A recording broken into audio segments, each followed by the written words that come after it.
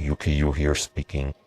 Welcome once again to your regularly scheduled Shitlords 2 content. What I have here for you is a ranked match that I played. And from now on, guys, I want to tell you that I am a free-to-play player. This is a ranked match, me as a LARPing that I am a free-to-play player. And as you can see, I have a very good build here. It is the well spamming build. I have taken all of Wells and Plague form in order to make myself slightly tankier when I inevitably get jumped without Death Shroud. And yeah, I'm just gonna showcase the proper way to play Necromancer when you are in gold. Okay, this is how it's gonna be. We do have a Condi Thief, a very skilled player like myself. We are damaging him a little bit. And then we're gonna go mid and try and keep this Elementalist poisoned. But there is a warrior up there, so getting close is actually extremely dangerous for us. So we're just gonna try and hang a little bit back here. But if the warrior is now turning to me, so I am just gonna have to leave. But I do get fucked immediately, which is pretty unfortunate for all of us. Gonna have to turn on my plague form because this is a warrior. And as I have said, if a warrior jumps on you, you basically die immediately. Look, what do you know? It looks like I am dead on the ground, but I do have my own warrior. Hopefully he will be able to help his teammate, because as you know, in ranked, it is very important for you to ignore your Necromancer and never try and peel warriors off of him. Do not ever do that when you're playing. And my teammates skillfully bring me back to life, so I am just gonna throw some walls on top of myself so I don't die. And we are gonna poison this Elementalist, keep him poisoned up a little bit. And here I'm demonstrating a lot of skill because pressing 1 and 3 occasionally is actually incredibly hard, and I need you guys to appreciate that this is what high gold is like. This is that kind of skill that you guys need to play in gold. Okay, if you are not in gold yet, if you've been having a tough time this season, watch my videos and realize this is actually what you have to do in order to place in gold, okay? You have to remember, stay back, and you press 1 a lot, and people will die. This is actually a very interesting match because we do have 2 thieves on either team. And I have a warrior jumping on me again. Very unfucking fortunate. And it looks like my teammate decided to just let me die. I think that's fine. You know, I'm not really gonna mind because that's actually a very skillful play by him. It means that I'll be respawning faster. And that will actually allow me to come back to the fight with full HP. So that's a good play by my Mesmer. You don't really need to... I mean, when you don't have any enemies nearby to decap the point, it's important for you to stay on the point, guarding it against the empty air in case the air suddenly becomes an enemy player and he decaps the point. Do not leave the point under any circumstances to keep your teammate alive, because that's not actually going to help you do anything. So yeah, here we are. We're gonna once again come here and we are gonna skillfully press 1. Look, what do you know? We have a skilled warrior player here who sees a Necromancer and then tunnel visions his fucking ass, just chasing after him the entire time. What an incredible player, you guys. This is why warriors are such incredibly skill requiring classes, you know, because when they see a Necromancer and they just walk towards him and you have to flee the entirety of the time, that's a sign of an incredible amount of skill. We're just gonna try and press 1 again, and it looks like he's jumping after us all over again. We're gonna have to leave again, and unfortunately we do get hit by his slow. We're gonna have to leave, do our best to leave here. Try and, what do you know, does it completely not give a fuck about Death Shroud. What a useful race mechanic, profession mechanic, I mean, what an incredibly useful thing. I'm glad that Arena gave us that, because that makes Necromancer and free-to-play players extremely powerful. As you can see, we are having a very easy time against this warrior. He's taking so much damage it is not healing constantly with his broken as fuck trait. It's not what's happening right now, that's not happening. And we have a thief jumping on us, so very skillful play by both players. Finding a Necromancer and jumping on his fucking dick. That takes an incredible amount of skill. So as you can see here, free-to-play players really do have an advantage. And they can actually compete just as well against players with the expansion elite specs. Okay, they're actually exactly the same in terms of strength, especially with this build with Wells, because I've been told that Wells are actually how you're intended to play Necromancer. They're incredibly strong. And we have a Condi Thief who has appeared to down our warrior player, which is very unfortunate. Very unfortunate indeed, and we're apparently just gonna sit here and get buff fucked because my teammates are now nowhere to be found. And we have not a single point either. So I guess we have no choice but to stall here and try and prevent them from taking the middle point as long as we can. But it's not gonna work very well.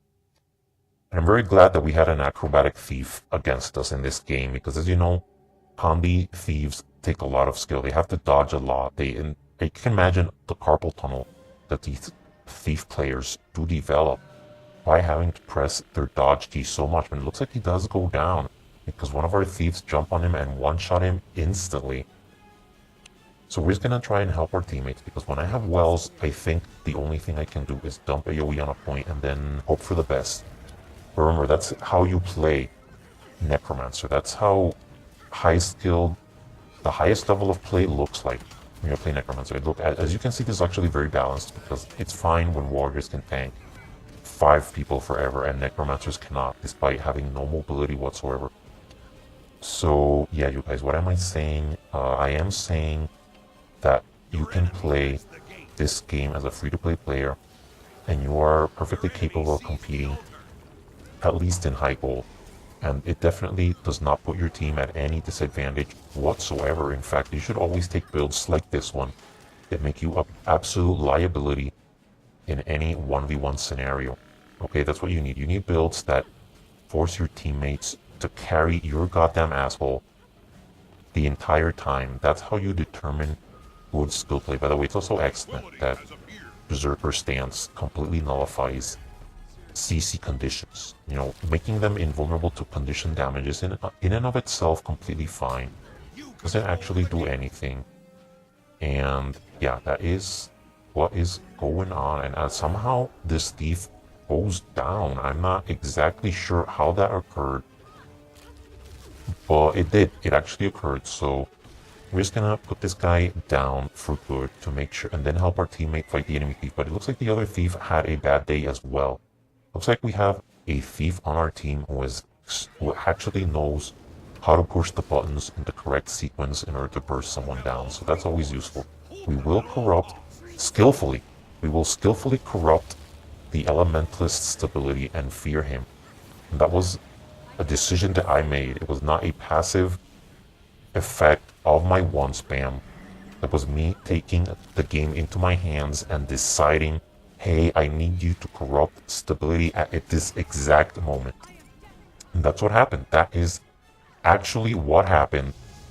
And it did save my life. And that's how you play Necromancer, okay? You have to control what boons you corrupt and at what time you will corrupt them. This game is extremely skill-based and does not have ridiculous amounts of RNGs protecting people or killing people. Okay, RNGs has no impact on this game.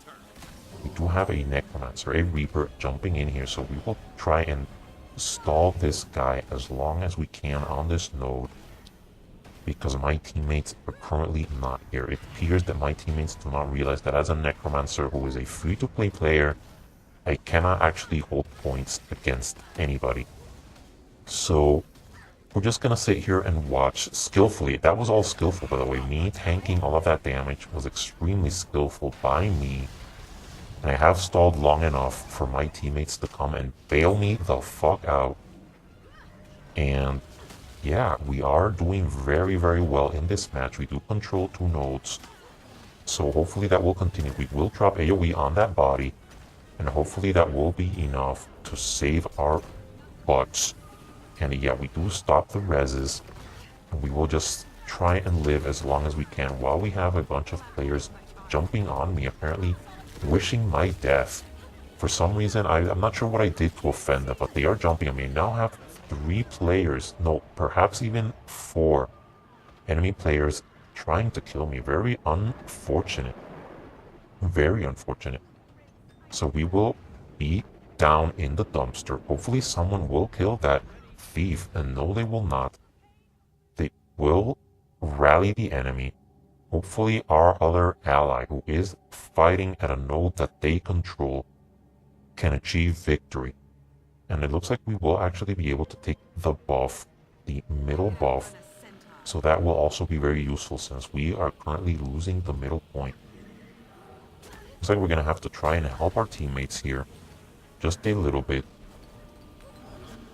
And the thief does go there. I do decide not to chase because, to be perfectly honest, there's basically nothing I can actually do about the thief decapping the point, because this build actually kinda isn't as good as I would like. Let's just say we will skillfully drop some AoE on a downed body and help our ally put down this elementalist with speed, because if there's one good thing that this build can do is actually put down elementalists who are very skillful healers that take builds that never die.